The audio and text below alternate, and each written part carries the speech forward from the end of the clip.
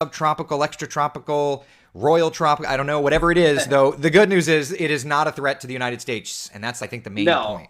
yeah, it'll stay away from the East Coast, but this is sort of a good indicator because last time we talked, we were talking all about Saharan dust. So we said if anything's going to develop, it kind of has to stay away from that dusty, dry air. Well, here we go into the North Atlantic. It's out of that dusty, dry corridor. So if anything's going to develop, maybe the next week or so, it needs to be in this area. Yeah, no doubt about it. So computer models, now that it's an invest, have been running. Here's the very first look at them, kind of taking it on a scraggly approach off generally toward the east, and eventually a storm system of some kind, not expected to get too strong, works out to the Azores.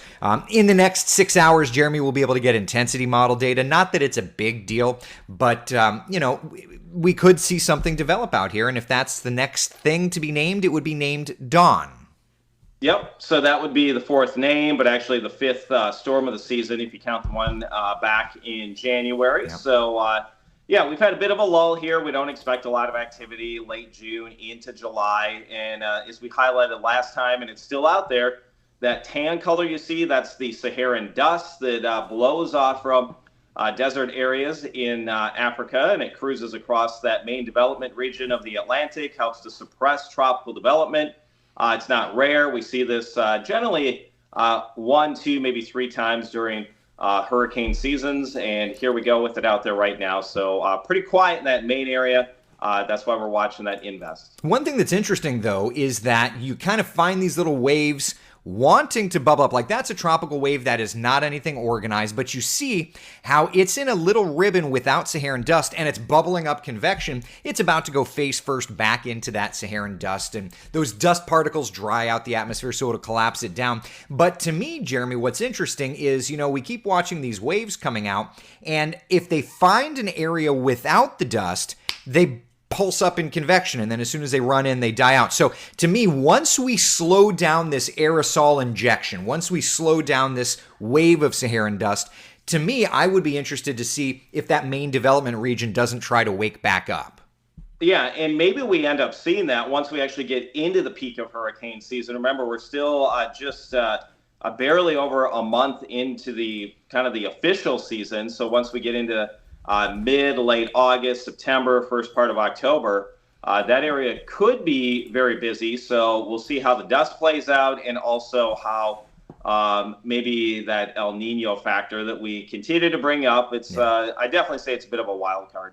Yeah, well, there's so many different pieces here, right? So we know at this point, here we are, it's July 11th, right? And very clearly you could tell on the graphic here, most of the tropical activity doesn't really start to get cooking until mid-August through September, even into October. So we're in that quieter stretch.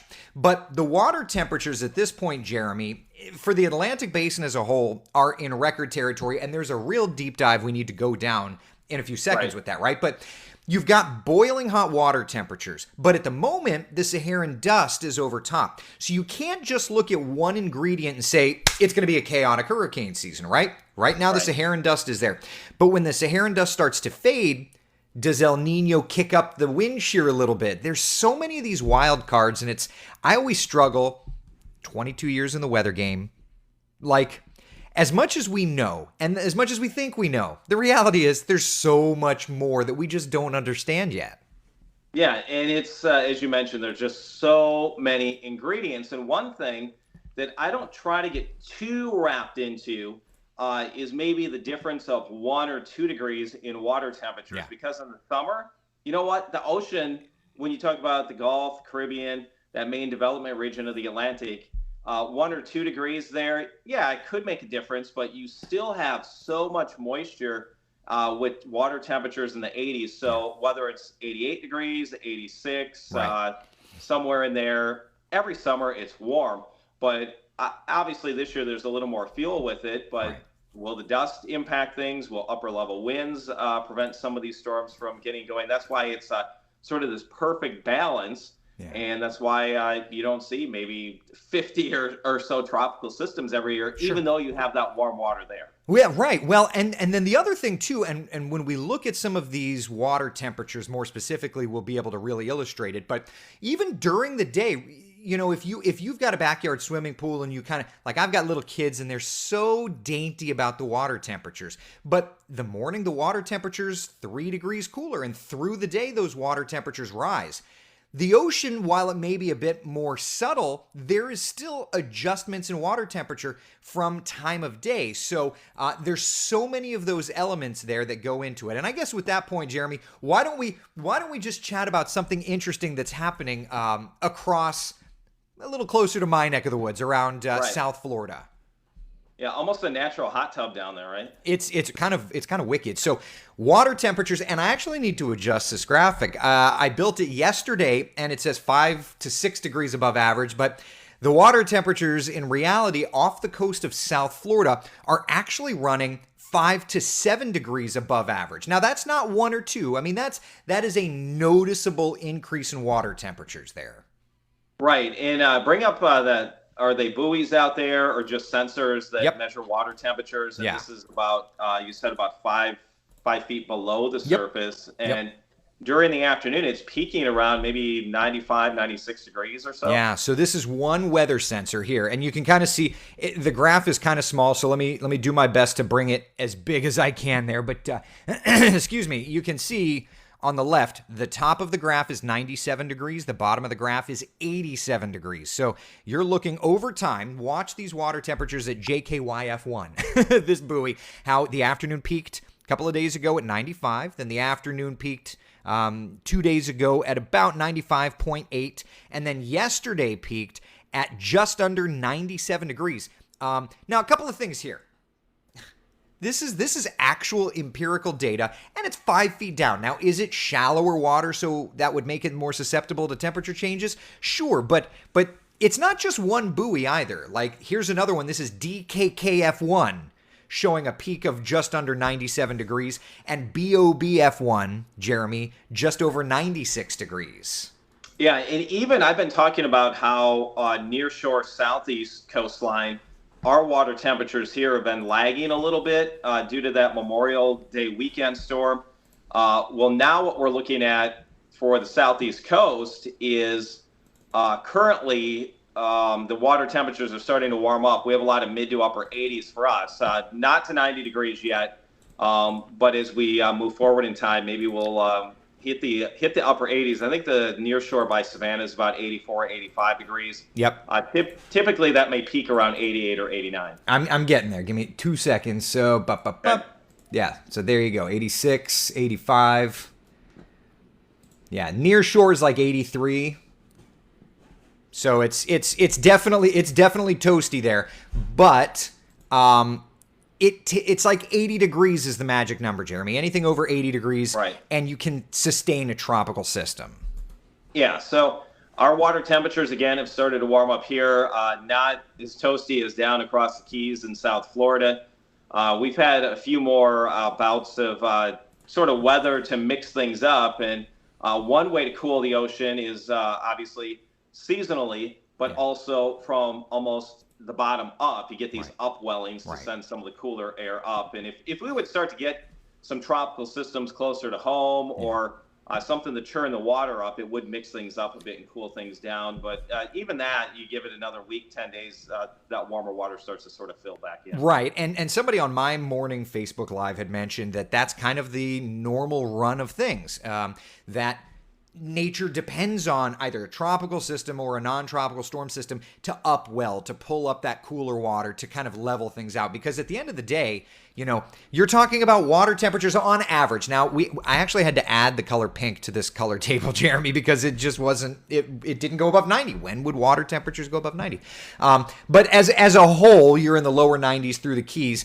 And obviously, the coral reef system down there, that isn't good. It's not good for it. So at some point, there's going to be something, hopefully weak, to churn it up just a little bit and kind of pull up some of the cooler waters, you'd hope. Yeah, and probably not, though, down in that area for maybe at least the next 7 days. Yeah. But I guess that could lead us into some of the ensemble data, your favorite. So I'll let you get into that. We touched on the Invest in the North Atlantic, but let's sort of start to look at what else may be out there. Yeah, so this is the American GFS model, all right? So this is raw data, and what you're looking at here is normalized anomaly pressures. So in other words, the big orange color you see on the top, that's anomalously high pressure. Whereas in the central Atlantic, we're starting to watch anomalously low pressure right there. You see that purple shade showing up?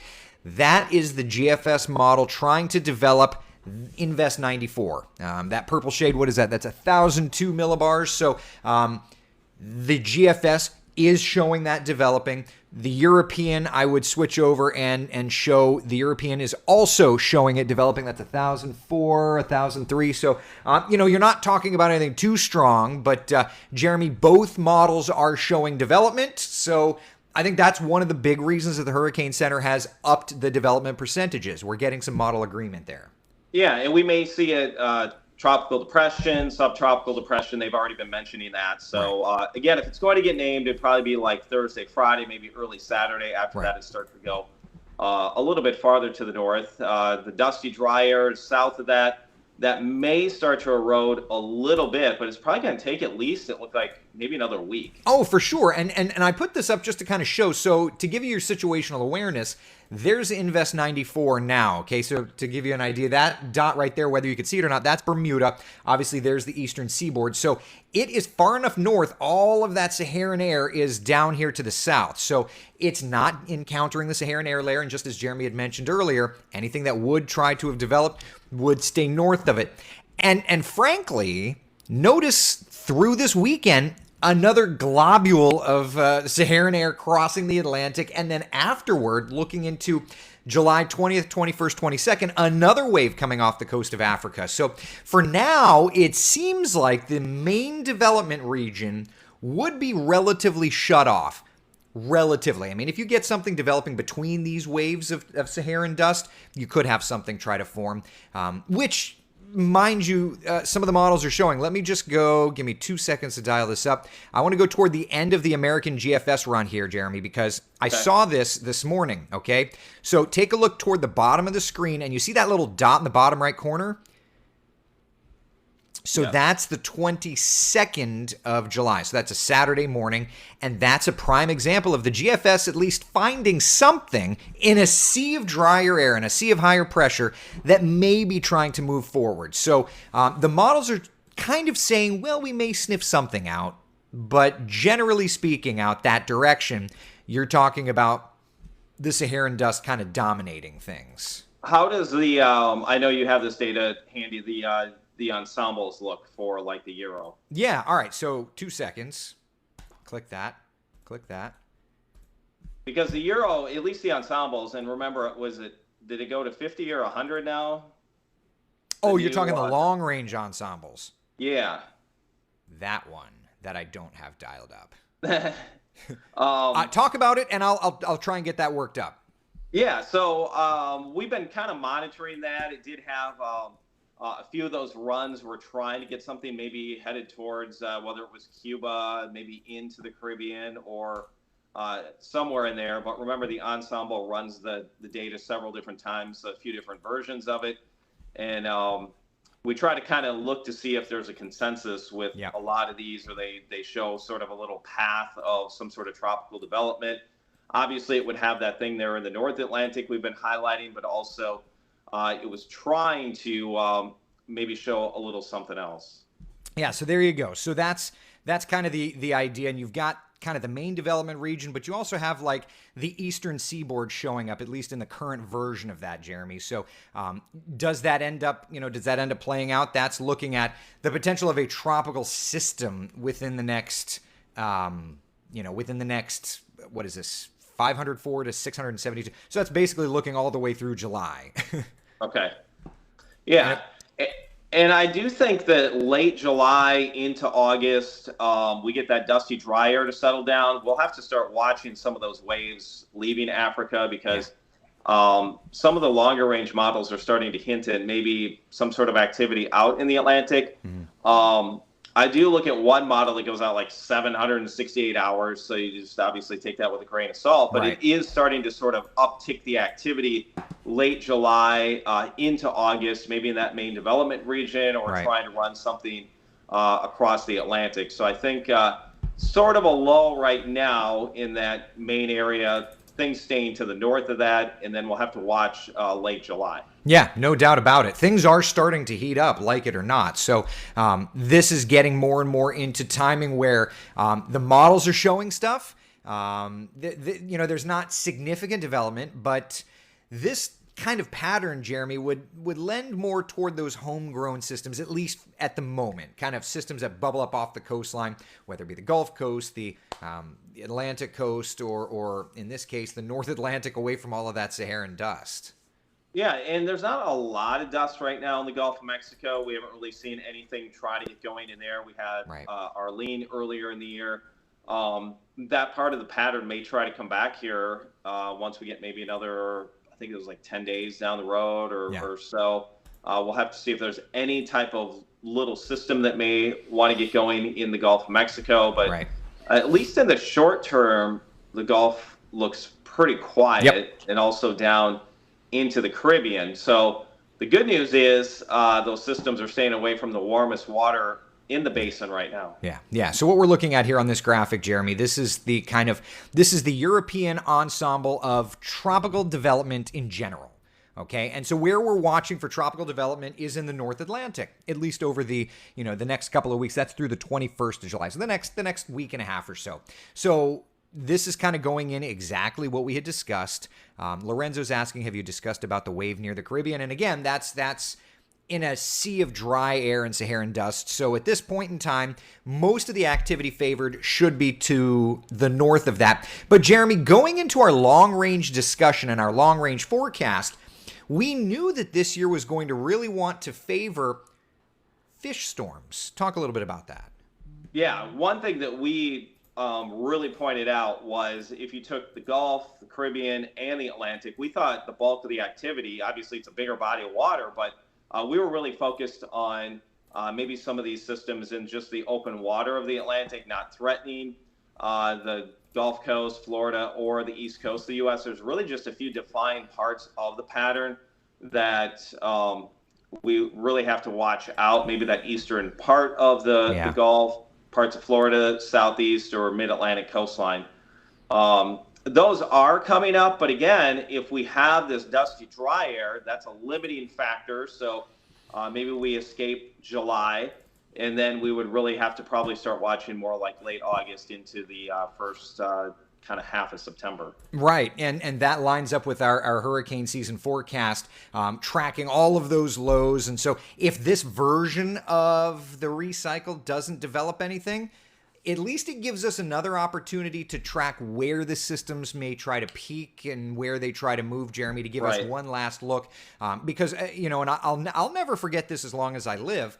Looking back at, we were in the midst of tracking Hurricane Ian down here in Central Florida. We're getting hit with a hurricane.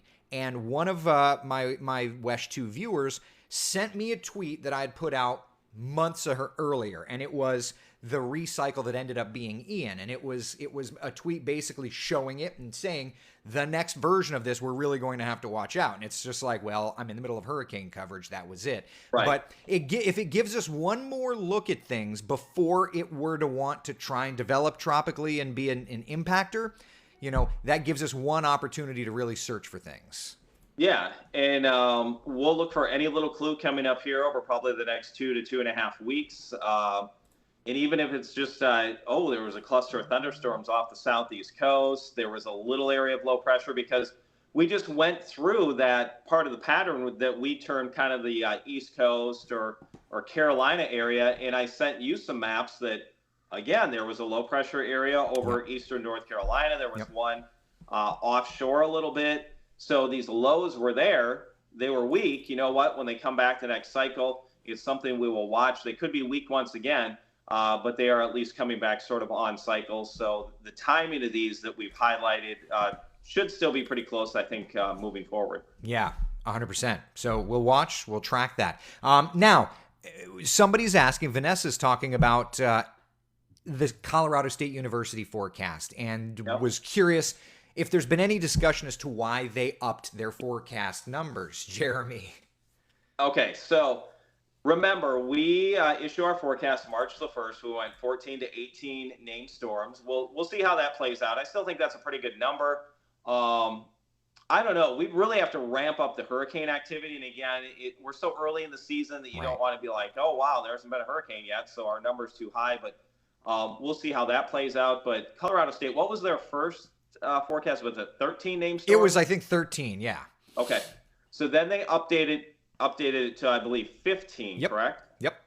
And then they're on their third update to their forecast, which just came out in the last week. It's now up to 18 named storms. Right. So they're discussing the abnormally hot sea surface temperatures, the record sea surface temperatures. They're discussing the later onset of El Nino. And, at the end of the day, we are all using different methodology in putting together our hurricane forecast.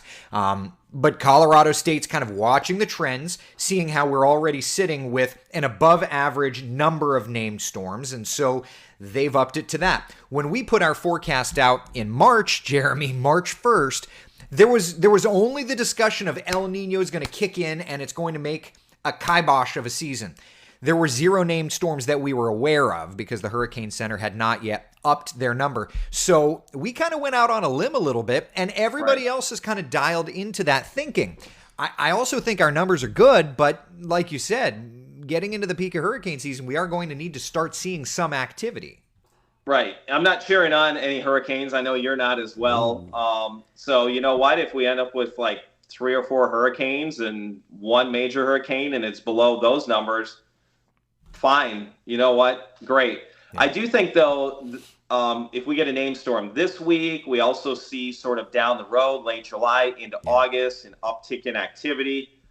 There's definitely going to be some named storms. Now, hopefully they're just out, like you said, fish storms in the Atlantic, don't bother anyone. But I definitely think we're still going to be adding up the number of names this season. Then it's just a question of we get rid of the dusty, dry air. We have these warm water temperatures out there. Are we finally going to start to see maybe in peak season a little more explosion in activity in terms of some stronger systems? Right. But here we are sitting today on the 11th of July. We've had 4 named storms. Through today, the average is 1.8. So we're already running above average. But again, we're not into that window where we really see much in the way of tropical development. In terms of named storm days, we've had 10.5 days with a named storm, double what is average. And the real metric that we use, Jeremy, the ACE score, we're sitting at 9. We're not quite double the 30-year average, but we're still well above. So we've got the basis through this stretch of an above average season. It's just a matter of where do we go from here. Right. And I don't know how much ACE score will be adding up this week if we do see something named. Maybe it's named for like a couple days, something like that. Much. Not much. Maybe we get that number. Maybe that'll end up being around 10 or so. Right. If we see something, and then we'll start watching late in July. I sent you something earlier today. I don't have it in front of me right now, but I believe it was a longer range computer model that was looking ahead to, I believe it was August, September, and October. Yep, I'll get it put in. Give me a second. Keep talking. Okay, and it did have sort of not. I don't know if I'd say ominous, but definitely piqued our interest of kind of where it was showing potential for tropical activity. And this is just, I believe it was like, So I'll let you explain that a little bit there. Right. So the overall idea is like the moisture around during, this is August, September, October. Okay. So when you're looking at the moisture around on this product, the idea is look for where it's showing up. And what we end up having is some recurvatures in the open Atlantic, right? And here, this is going to be a little sloppy, but I'm just going to enlarge this. All right. And again, look, we're not on TV. This is social media, so we can be a little rougher around the edges. Hold on. All right. So what we're looking at there, right? You've got the open Atlantic, and you see how it kind of forks up to the north a little bit. So that would lead us to believe that, we're talking about some recurvature storms. But if you look around the Caribbean, if you look around the Gulf, if you look around the eastern seaboard, what you end up seeing are those blues, those higher moisture marks around the Caribbean, around Florida, and kind of the Carolinas / the mid-Atlantic. So this does line up a bit with our long-range forecast. Now, I do see some blues around Mexico / South Texas. So that's something interesting of note. And even the Northeast into New England, that's also something interesting of note. But Jeremy, those were areas that we at least had said maybe not an above average opportunity for landfalling systems, but definitely an area of interest that we had discussed back in March. Right. So it does, I would say, lines up with our hot spots for the U.S. coast pretty well. We had those Carolinas highlighted. We had parts of Florida highlighted. Look at where at least this model, and again, doesn't mean it's going to be right, but look where it has maybe the lowest chance or the lowest precip, and that's on the northern part of the Gulf Coast. So you get upper Texas coast, maybe towards Louisiana, Mississippi, that area. Yeah. It's showing very little precip or maybe below average. And that was an area that we did not have as part of our hotspots. Oh, 100%. So there's the hotspots. This was issued March the 1st, months and months and months and months ago. But it's interesting, there being a subtle uptick in the Northeast and a subtle uptick around Texas because, Jeremy, in addition to our hotspots, we did say that there was other areas of interest. They may not be hotspots, but we did also show, interestingly enough, South Texas and kind of the Northeastern corridor as other areas of interest. Yeah, that South Texas area. There were a couple things that were down in that southern Gulf area there, closer to Mexico.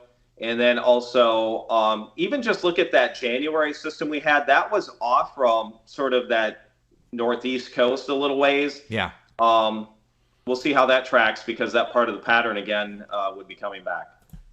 So interesting data, and that's what's so great. And start asking your questions, y'all, because we're getting to the point where we need to start answering some questions. But, there's a lot of long-range ensembling. There's a lot of great data. We're now starting to close out the quieter stretch of the hurricane season, Jeremy, and we're trying, I think, as a meteorological brain trust, right? Everybody's trying to get an idea of where is the stuff really going to fly? And the data at least is looking like our hotspots should be watching very closely, which would be your area and my area.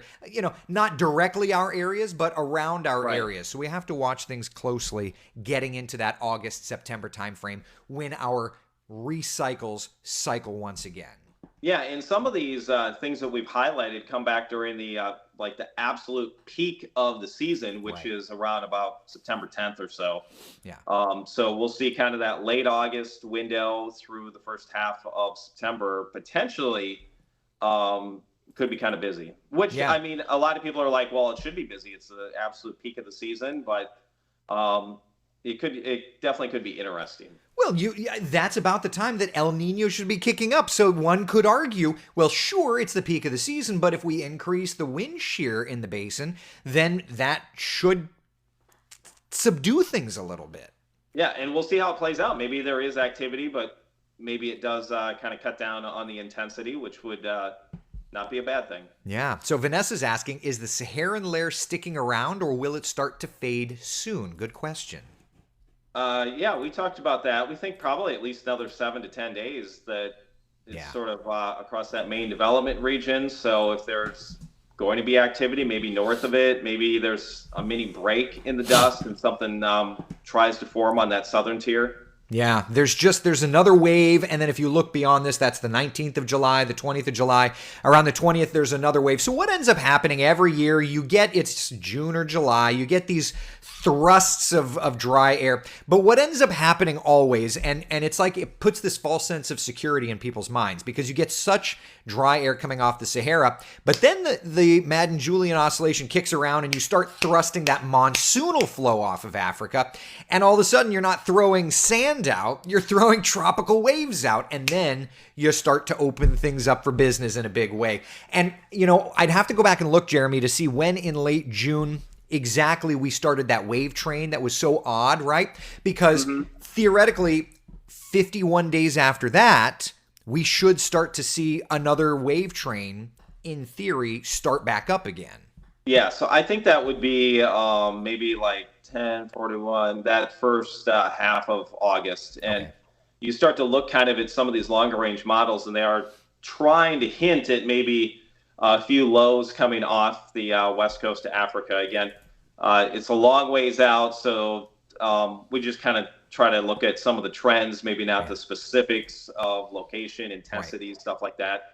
And even with these longer range models, I feel like they have a really hard time with anything homegrown. Yeah. Look at how quickly something like Arlene just sort of popped up in there. So we're not discounting anything that could be sort of homegrown, close in to maybe Florida or the Southeast Coast the back half of this month, but just not any good indicators there this second. Right. The homegrown systems are always difficult because they just kind of get, it's like the weather patterns are all moving and the models do a great job. But then when one gets stuck, that's when the models are like, oh, there's something. Oh, and then you get a quick little thing. And I think personally, a lot of people, Jeremy, have been asking me about those Florida pieces and the Carolina pieces of our long range cycling pattern. I think that once we get into late July and we get into those Florida timelines, if something tropical is to develop, it's going to be an old front that bubbles something up in the Gulf real quick or bubbles something up off of the East Coast. Right. And it's more of those homegrown type deals. Yeah, it is definitely something we'll watch. If you don't have any other questions, maybe we'll take one more look at the invest and then we can wrap things up for today. But I think our discussions here moving forward will probably have a little more to track here as we get into late July and especially into August. Oh, yeah. 100%. Yeah. So a couple of people asking about, is the Madden-Julian oscillation coming in phase soon? At the moment, it doesn't look like it is. Right. But that makes sense. We're not looking at really ramping up activity, I don't think, until probably late August into September. Yeah, I think right now it favors the Eastern Pacific. We've seen a lot of activity there. And something that just kind of caught my eye and was that the GFS is trying to get a tropical system very close to Hawaii. I feel like every single year models try to get a system close or hitting Hawaii. It is so sort of unusual to get anything to actually hit Hawaii. It's very difficult. You have such a small island chain and tropical activity can get close to Hawaii, but it's usually pretty rare for a hit out there. All right, so I'm trying to. I'm getting it. I'm 99% pulled up. Give me 2 seconds. I think it was like 180 hour or 200 hour out in the Pacific. So we're not just talking Atlantic basin here. I guess the GFS. I looked at that a little bit earlier. I think it was on the 60 run had something out there. Yeah, so that right there. There. Yep. That's Wednesday the 19th. The what? That's Wednesday the 19th. Okay. And look at that, a 996 low on the north side. But the one reason I bring this up is because obviously that the Pacific this past winter was crazy active. Yeah. I've been to Hawaii a couple different times, and I was out there in January, and we had perfect weather when we were there. But about a week or so later, I mean, it was just like crazy heavy rains out there. Yeah. And so it's always sort of interesting for the method we use to kind of look back at different parts of the pattern. Yeah. So maybe there's something out there, and definitely if the GFS would continue to show a low out there, then I'd kind of backtrack and start to investigate. I was gonna say, have you looked back to see if it lines up? I haven't because obviously you and I could probably look at every little piece, different big systems around the globe and go back to the cycle and find it. So without causing complete brain drain here. Yeah. We need to keep the battery reserves going. Yeah. We kind of know what's ahead of us here, our busy time of year, and it's been nice to have a bit of a lull in the tropics right now. Yeah, no doubt. So let's enjoy it, but let's know that it's going to be coming to an end. And with that, let's put this to an end because I've got to do the new newscast. And at some point, I know the executive producer is going to be like, "Hey, Burris, are you showing into our work today?" And my lawn will not mow itself. There it is. There it is. All right. So with that, hey, thank you all for hanging out with us. We do this every Tuesday at 10 a.m. asterisk, as long as our schedules allow it. At some point, I'm going to have to chat with you to figure out, because I'm going on a cruise at the end of the month. So maybe you just do it solo, Jeremy. Well, or maybe your cruise goes into one of those storms and you can give us some video. Hopefully not. It's a Royal Caribbean, so I wonder, like, if Starlink is a thing, if I could do, could I do this from a cruise ship? My wife would kill me. I'm not doing it from a cruise ship.